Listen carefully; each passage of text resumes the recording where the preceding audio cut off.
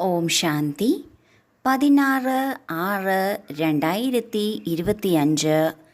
ഇന്നത്തെ മുരളിയുടെ main points.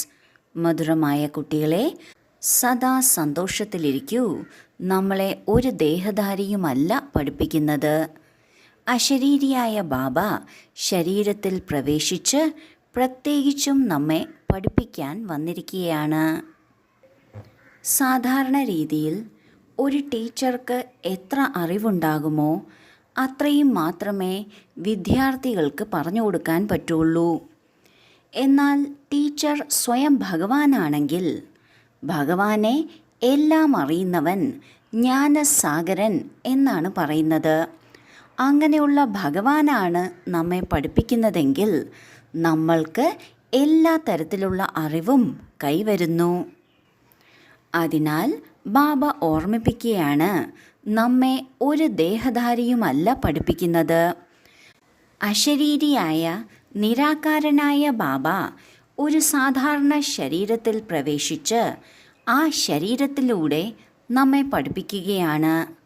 അതിനാൽ നമ്മെ ഒരു ദേഹധാരിയുമല്ല പഠിപ്പിക്കുന്നത്, അശരീരി ബാബയാണ് പഠിപ്പിക്കുന്നത്. അതും പ്രത്യേകിച്ച് നമ്മൾ ആത്മാക്കളെ പഠിപ്പിക്കുന്നതിനായി വന്നിരിക്കുകയാണ്. ഇത് ഓർമ്മിച്ച് സന്തോഷത്തിലിരിക്കണം. ചോദ്യം: നിങ്ങൾ കുട്ടികൾക്ക് ജ്ഞാനത്തിൻ്റെ 3-ാം നേത്രം എന്തിനാണ് ലഭിച്ചിരിക്കുന്നത്? ഉത്തരം: നമുക്ക് ജ്ഞാനത്തിൻ്റെ 3-ാമത്തെ നേത്രം ലഭിച്ചിരിക്കുന്നത് തൻ്റെ ശാന്തിധാമത്തെയും സുഖധാമത്തെയും കാണുന്നതിനാണ്. ഈ കണ്ണുകൾ കൊണ്ട് കാണപ്പെടുന്ന പഴയ ലോകം, ബന്ധുമിത്രാദികൾ എല്ലാത്തിൽ നിന്നും ബുദ്ധി മാറ്റിയെടുക്കണം. ബാബ വന്നിരിക്കുകയാണ് അഴുക്കിൽ നിന്ന് മാറ്റി പുഷ്പം, അതായത് ദേവത ആക്കുന്നതിന്. അപ്പോൾ പിന്നെ ഇങ്ങനെയുള്ള ബാബയ്ക്ക് ബഹുമാനവും കൊടുക്കണം. 3-ാമത്തെ നേത്രം അല്ലെങ്കിൽ ജ്ഞാനത്തിൻ്റെ നേത്രം ലഭിച്ചിരിക്കുന്നത് സുഖധാമവും ശാന്തിധാമവും കാണുന്നതിനാണ്. ഇന്ന് ഈ ലോകത്തിൽ ആർക്കും തന്നെ 3-ാമത്തെ നേത്രമില്ല, അറിവിൻ്റെ നേത്രമില്ല. അറിവിൻ്റെ നേത്രം ബാബയിൽ നിന്ന് മാത്രമേ ലഭിക്കുള്ളൂ. ആ അറിവ് ലഭിക്കുന്നതിന് ബാബയെ തിരിച്ചറിയുക എന്നത് വളരെ അത്യാവശ്യമാണ്. വളരെ ചുരുക്കം ചിലർ മാത്രമേ ബാബയെ തിരിച്ചറിയുന്നുള്ളൂ. അപ്പോൾ ഈ ജ്ഞാനവും അത്രയും ദുർലഭമാണ്. ഈ ജ്ഞാനത്തിൻ്റെ ആധാരത്തിലാണ് നാം മനസ്സിലാക്കുന്നത് ഇപ്പോഴത്തെ ലോകം കലിയുഗ അന്ത്യമാണെങ്കിലും ഇനി വരാൻ പോകുന്നത് സത്യയുഗമാണ്. അതിനിടയിൽ നാം വീട്ടിലേക്കും പോകുന്നു, അതായത് പരംധാമത്തിലേക്കും പോകുന്നു. ഈ അറിവ് ഉള്ളതുകൊണ്ട് ഇനി എന്ത് സംഭവിക്കാൻ പോകുന്നു എന്നറിയാവുന്നതുകൊണ്ട് അവയിൽ ശ്രദ്ധ കൊടുക്കാൻ സാധിക്കും. അതായത് നമ്മുടെ ശ്രദ്ധ ശാന്തിധാമത്തിലേക്കും സുഖധാമത്തിലേക്കുമാണ്. ഈ പഴയ ശരീരത്തിലെ കണ്ണുകൾ കൊണ്ട് എന്തെല്ലാം കാണുന്നുവോ അത് പഴയ ലോകമാകട്ടെ ബന്ധുമിത്രാദികളാകട്ടെ അവയിൽ നിന്നുള്ള ബുദ്ധിയോഗം നാം മാറ്റണം. നമ്മുടെ ഈ ബുദ്ധിയോഗം ബാബയോടൊപ്പമാണ്, നമ്മുടെ ലക്ഷ്യത്തിനോടൊപ്പമാണ്. ബാബ ഇപ്പോൾ വന്നിരിക്കുന്നത് നമ്മൾ കുട്ടികളെ അഴുക്കിൽ നിന്ന് മാറ്റി പുഷ്പമായ ദേവീ ദേവതകളാക്കുന്നതിനാണ്. ഇത്രയും ചെയ്യുന്ന ബാബയോട് പിന്നെ നമുക്ക് ബഹുമാനവും ഉണ്ടായിരിക്കണം.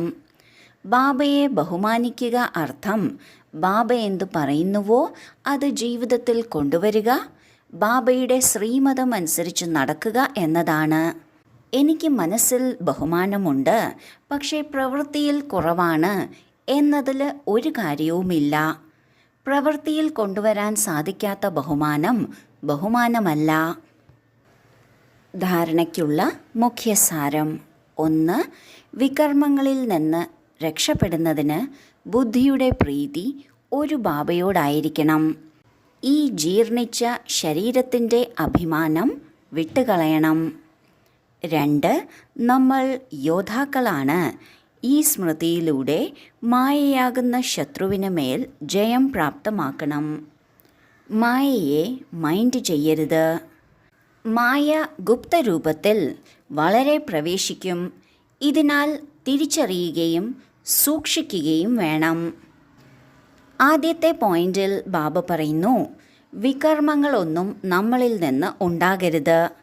വികർമ്മം എന്നാൽ ഏത് കർമ്മത്തിലാണോ വികാരങ്ങളുടെ ലാഞ്ചനയുള്ളത് ആ കർമ്മമാണ് വികർമ്മമായി തീരുന്നത്.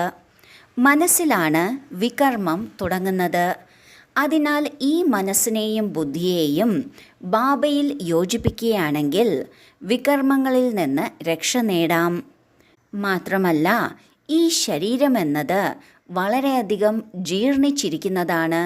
കാരണം തമോ പ്രധാനമായ 5 തത്വങ്ങൾ കൊണ്ടുള്ളതാണ്.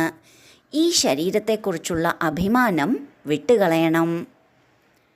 രണ്ടാമത്തെ പോയിന്റിൽ ബാബ പറയുന്നു, എപ്പോഴും ഓർമ്മിക്കണം, നമ്മൾ യോദ്ധാക്കളാണ്. മായയാകുന്ന ശത്രുവിന് മേൽ വിജയം പ്രാപ്തമാക്കണം. അതിനാൽ ഒരിക്കലും മായയുടെ ആകർഷണങ്ങളിൽ പെട്ടുപോകരുത്. മായ പലതരത്തിൽ നമ്മുടെ ഉള്ളിലേക്ക് പ്രവേശിക്കാൻ നോക്കും. അത് പലപ്പോഴും സാധ്യമാകുകയും ചെയ്യും. അത് നാം തിരിച്ചറിയണം. നാം നമ്മെ തന്നെ സംരക്ഷിക്കണം. വരദാനം: മനസ്സാ വാചാ കർമ്മണയുടെ പവിത്രതയിൽ സമ്പൂർണ്ണ മാർക്കെടുക്കുന്ന നമ്പർ 1 ആജ്ഞാകാരിയായി ഭവിക്കട്ടെ.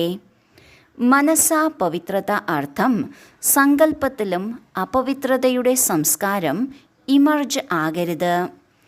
സദാ ആത്മീയ സ്വരൂപം, അതായത് സാഹോദര്യത്തിൻ്റെ ശ്രേഷ്ഠ സ്മൃതി ഉണ്ടായിരിക്കണം. വാച സദാ സത്യതയും മധുരതയും വേണം. കർമ്മണ സദാ നമ്രത, സന്തുഷ്ടത, ഹർഷിതമുഖത വേണം. ഈ ആധാരത്തിൽ നമ്പർ ലഭിക്കുന്നു. ഇങ്ങനെ സമ്പൂർണ്ണ ആജ്ഞാകാരി കുട്ടികളുടെ ബാബയും ഗുണഗാനം നടത്തുന്നു.